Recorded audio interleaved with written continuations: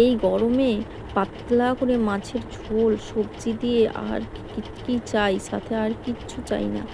চলো আজকে সেটাই রান্না করলাম। ভেড়ি দিয়ে সমস্ত রকম মশলা, পেঁয়াজ, আদা রসুন সমস্ত কিছু দিয়ে একটু ভেন্ডি দিয়েছি, অল্প একটু সয়াবিনও দিয়েছিলাম, কিন্তু সয়াবিনটা আগেই নামিয়ে নিয়েছিলাম, কারণ আমাদের বাড়ির একজন মেম্বার আছে, সে মাছ খায় না, তার জন্য সয়াবিনটা দিতে হয় বাধ্য, না দিলেই নয়।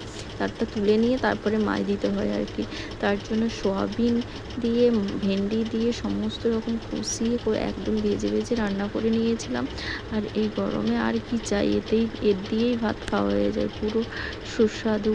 আর একদম পাতলা টেলটেলে মাছের ঝোল। মাছের তো টেলটেলে ঝোলটাই গরমের মধ্যে ভালো, তাই না? বেশি রিচ ঝাল মশলা এইসব গরমের মধ্যে একদম খেতে ভালো লাগবে না। তাই একদম টাটকা পুকুরের মাছ দিয়ে টেলটেলে মাছের ঝোল করে নিয়েছি। আর চলো তোমরাও খেয়ে নেবে, এসো আমাদের বাড়ি।